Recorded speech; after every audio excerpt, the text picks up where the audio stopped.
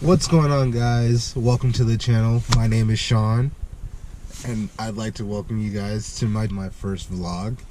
It's currently December 22nd. Jesus, it's December 22nd. The year's almost gone, and I'm barely starting. Where do I start? This year has been crazy.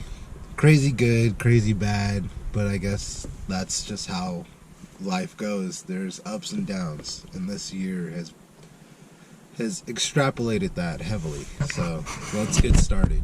Today we're actually going to be working on my 2002 Lexus GS 300. We're going to be starting a full build, like complete build, suspension, wheels, brakes, everything, but everything in due time. So if you guys wouldn't mind just sticking around, having some fun, maybe some laughs along the way, let's get going. So let me give you guys a little rundown on the condition of how I picked this car up. So when I picked this car up, it needed a ton of work. The previous owner actually spray painted the inside of the windows over the window tint. So when I picked it up, you couldn't even see out of the windows. So needless to say, this car was in rough condition.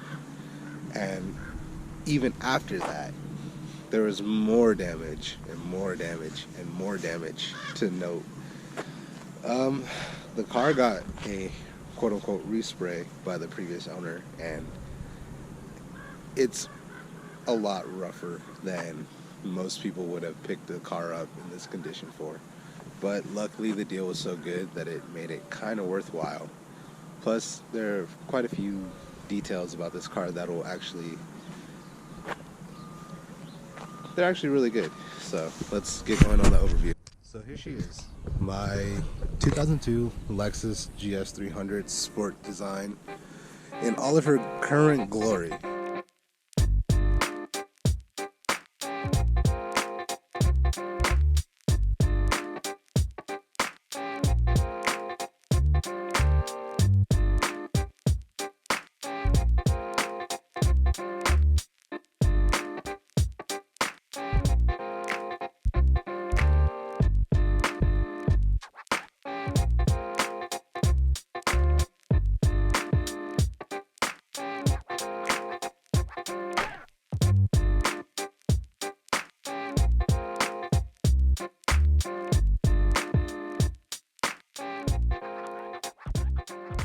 The previous owner had given this car an at-home paint job consisting of spray paint and Plasti Dip either over or under the paint.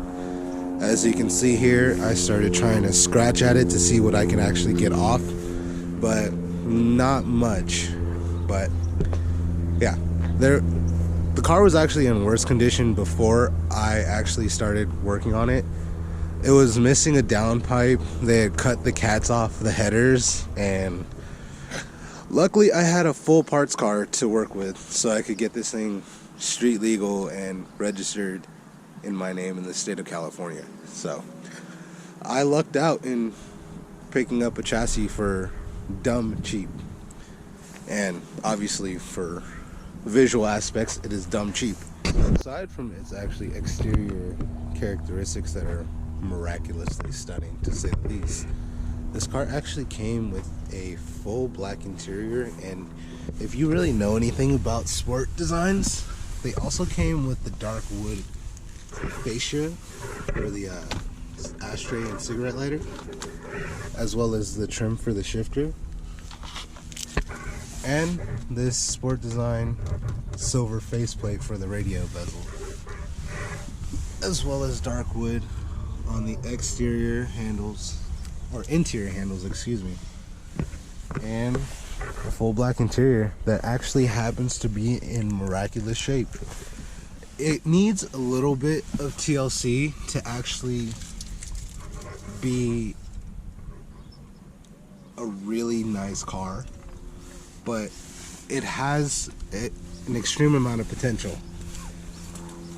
And the mileage on this thing, pretty decent for a 2002 Bluetooth. Oops. It has 182,000 miles, and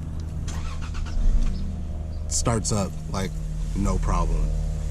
And it's dead quiet, which we're gonna fix. I already have exhaust and everything, but yeah, it's a decent base for what I have planned.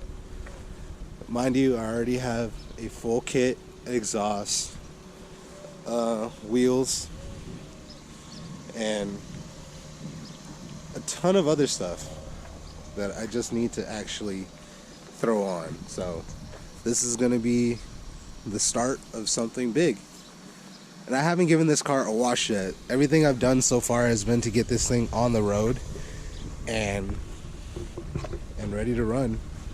Let's pop the hood, see what's up under.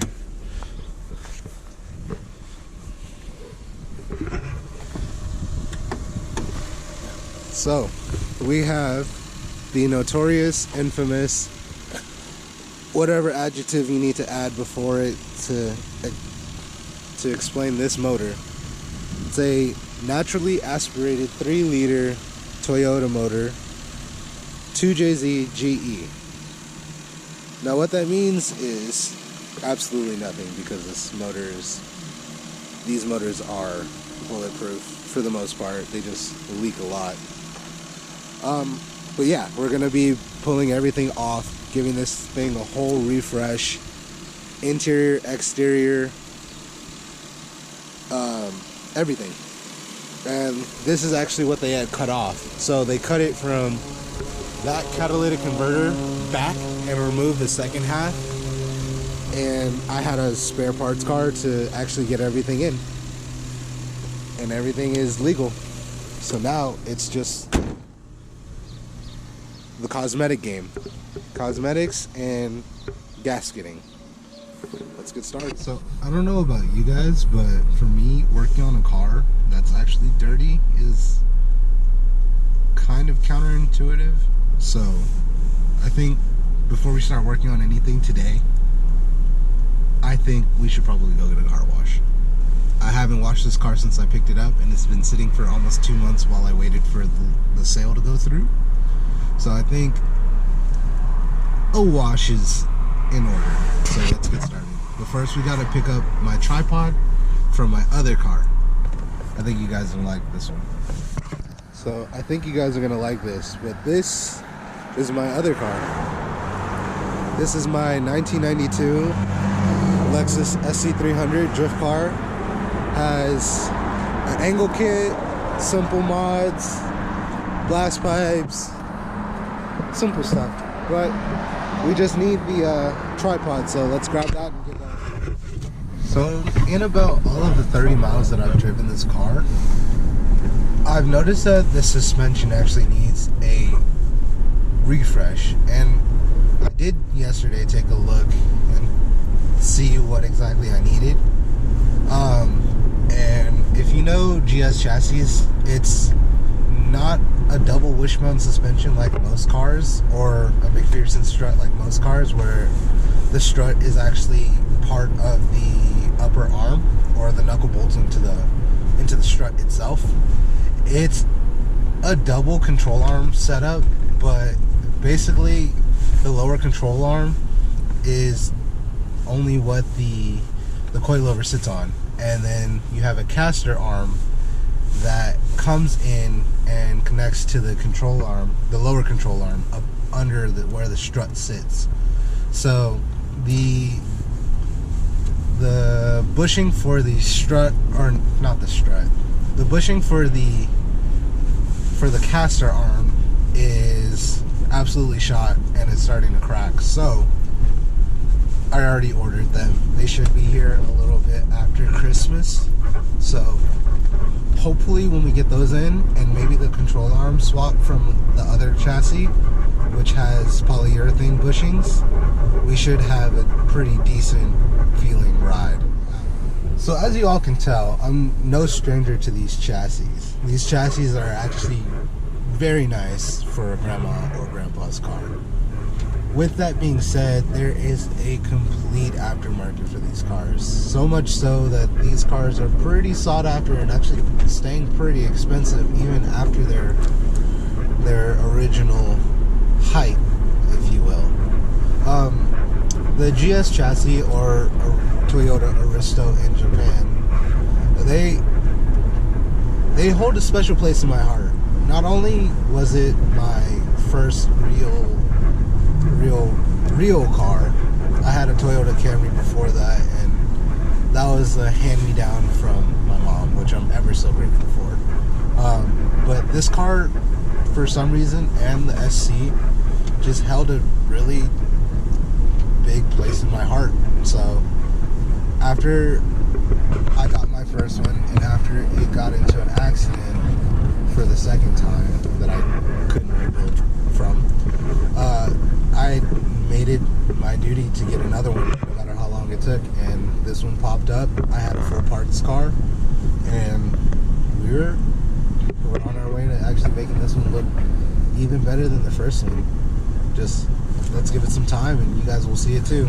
So seeing as it's usually Christmas time that these buckets usually go on sale, I actually picked up one, but I didn't necessarily pick it up to use it as the gift pack that it is. I actually use it in conjunction with this little car wash bucket rolly, or trolley, excuse me. And I actually use it to sit down and work on, like, say if I'm taking off wheels, I'll sit on it to crack lug nuts, or if I'm doing detail work, I'll sit on it as a stool, a rolling stool, which actually provides, or proves to be, really useful in most occasions. But all the amenities are actually still in there, but this car is actually in a state as to where I don't feel like using any of that, because number one, it's not going to do anything for the paint. It's not going to do anything for the wheels. The previous owner spray painted the wheels from whatever color they were, or yeah, they also painted the brake calipers. So it's not going to do me any good here. So I'm just going to spray it down just to get everything clean, spray down the engine bay, clear off any grease, and just get going, because the cleaner the better. But I don't know how much cleaner this thing's going to get.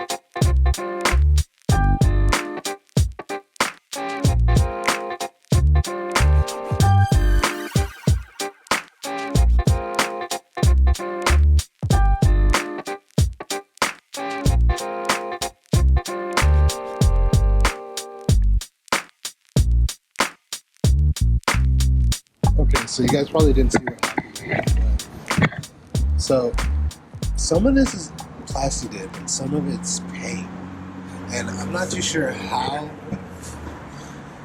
or why they did what they did, but the paint that's up under it is actually pretty good, aside from the areas where they actually use regular spray paint. So for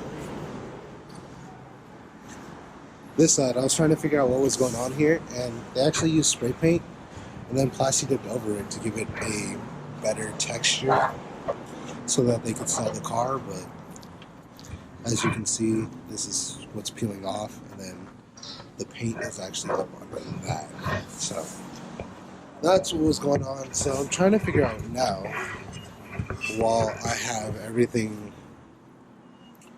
together, or have an idea of what the situation is with this car, if I want to actually go ahead and order fenders, or just go pick up another set of stock fenders off OfferUp, or one of the apps, or one of the junkyards that have them. But yeah, some of you guys might have noticed earlier these pieces of vinyl. So these pieces of vinyl are actually covering up holes that I drilled previously for my 326 Power Wing, which I'm going to actually be throwing on again, but that's just to keep the water out. I don't know if it's actually going to keep the water out, but that's what we were doing. and it was raining. Yeah, you might be telling yourself, when does it ever rain in California? And not often, but when it did, I put some vinyl over it.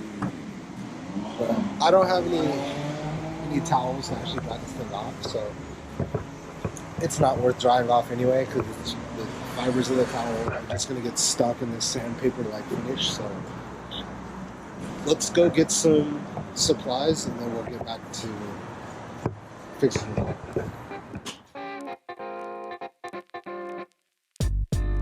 Future Sean here from the editing dungeon. I forgot to give you guys an outro, so if you guys made it this far in the video, please be sure to like, comment, and subscribe, and leave some feedback in the comments. Say, hey, yo, that annoying ticking sound in the background is mad annoying, or whatever. Just send some feedback. Any feedback I get helps me make better content for you guys, so sincerely appreciate it. Have a great day, guys. Peace.